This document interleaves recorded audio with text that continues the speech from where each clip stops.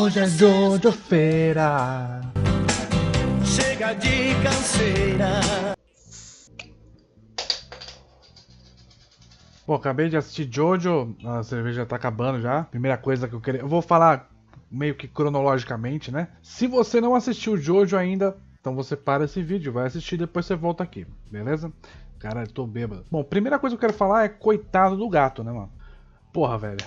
O gato tava ali, de boa. Aí viu um bicho pequeno, que no caso era o Narância, né? E aí, do nada, o gato vai lá e toma umas balas na testa, né? Tipo, porra, coitado do gato, velho. Que foi justamente na cena que ele vai tentar. Que ele tá muito pequenininho, aí ele vai lá e tenta se esconder. E ele percebe que, como ele tá muito pequeno, a distância é muito grande. Gostei dessa cena, achei bem interessante a jogada de câmera que eles fizeram pra mostrar que ele tá muito pequeno e que a distância é muito grande. Mesmo ele falando que a distância é muito grande, ele acabou chegando rápido, né? Porque, obviamente, você não precisa acompanhar todo o processo até ele chegar no objetivo dele.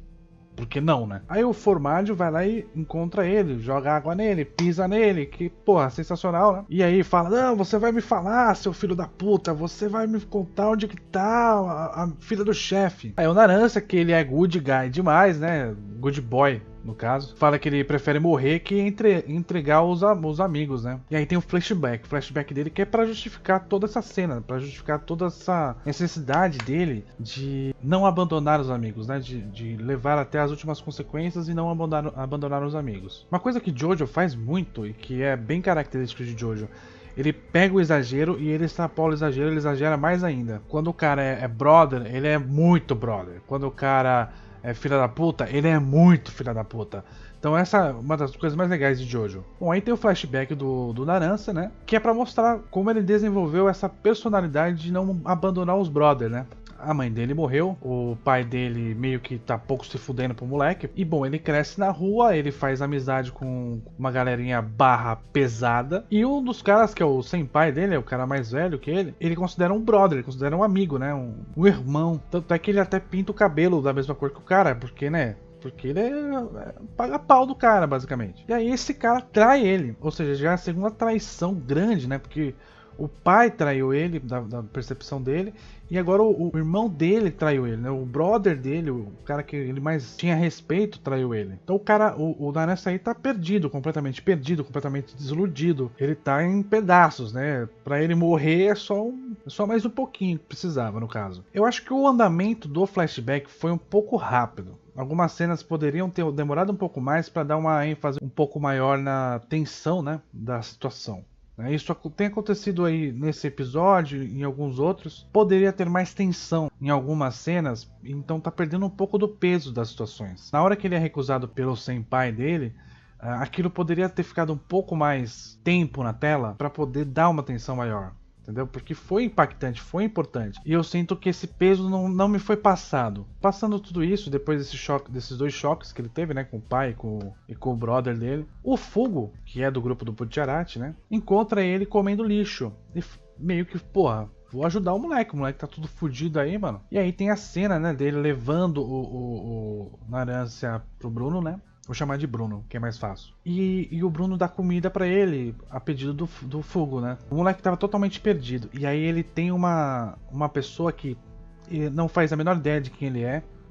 E ajuda ele, e dá uma comida, cuida do cara. Pô, isso aí pra ele é totalmente o oposto, né? Do que ele tava tendo até agora, que era desprezo e traição, basicamente.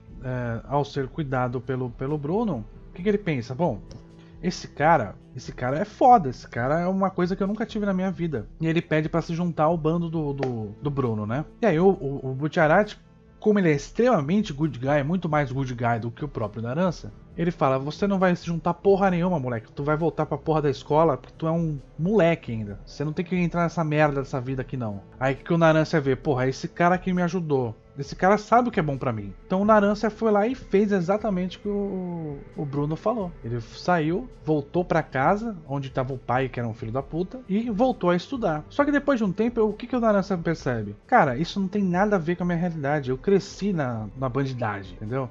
Eu cresci naquele ambiente. Meu pai, escola, essa vida aqui não tem porra nenhuma a ver comigo. Eu, mesmo que contra o cara que salvou a minha vida, eu vou voltar e vou fazer aquilo que eu acho certo, que é entrar pro bando do cara que salvou minha vida. Esse cara é minha família, esse cara, esse pessoal é onde eu tenho que estar. Esse é o meu lugar. E ele vai, faz o teste com o Popo, passa e entra no grupo do Bruno. Uma coisa que Jojo tem feito é esse padrão de colocar o flashback inteiro e o resto do episódio ou antes ou depois, né? O que eu acho que poderia fazer para sair um pouco disso e não me dar a sensação de que tá sendo feito meio que dentro de uma caixinha, dentro de um padrãozinho, ele poderia muito bem pegar algumas partes do flashback, aí mostra a história, aí volta no flashback para tornar um pouco mais dinâmico o episódio. Senão parece justamente que são o quê? 2 episódios. O flashback e o episódio em si, digamos assim. Mesmo assim, a história está sendo contada, né? A história está sendo bem contada, de fato.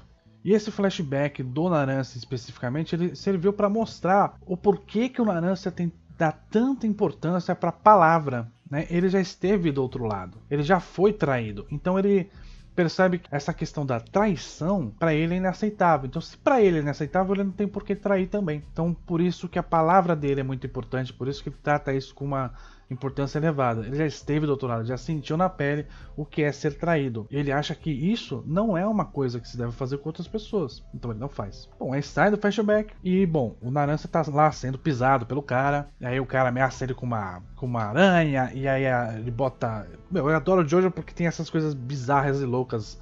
Ele poderia ter feito 1 milhão de coisas pra torturar o Naranja. Ele pega uma aranha que tava no esgoto, que ele... Tá ligado? Isso é sensacional. Aí ele pega a garrafa lá que tá a aranha, ele fala, ó, vou te torturar com a aranha. Aí ele vai lá e tortura o cara com a aranha. Aí tem a batalha épica do Naranja com a aranha, né? E essa cena, ela também mostra muita coisa que... Mostra muito o que o Jojo faz direto, que é twist, twist, twist, twist, né? Que é o cara tá ganhando, aí depois ele tá perdendo, aí depois tá ganhando, depois tá perdendo. Então, primeiro o Naranja quase mata o cara, aí depois o cara quase mata o Naranja e fica revezando nisso, twist atrás de twist, entendeu? Você sai de um lugar onde não tem saída, tem sim, e a saída é você se fuder muito mais do que eu. E aqui não vai ter saída, tem sim, aqui tá outra saída. Então, essa ideia de Jojo pras batalhas, principalmente, assim. Aí chegamos aí, depois de toda essa batalha, de todas essas questões, chegamos na parte final do capítulo da batalha, a decisão da batalha, finalmente, né? Que tem toda... eles fazem muito... a parte 5 tá fazendo muito isso. Quando chega na parte decisiva, muda toda a paleta de cores, o clima fica totalmente diferenciado. Isso está completamente certo, está completamente bem feito. Eles mudam todo o ambiente para te mostrar que aquela parte ali vai ser a decisão, que vai ser a parte final, que vai ser alguma coisa impactante, para dar o peso para a situação, né?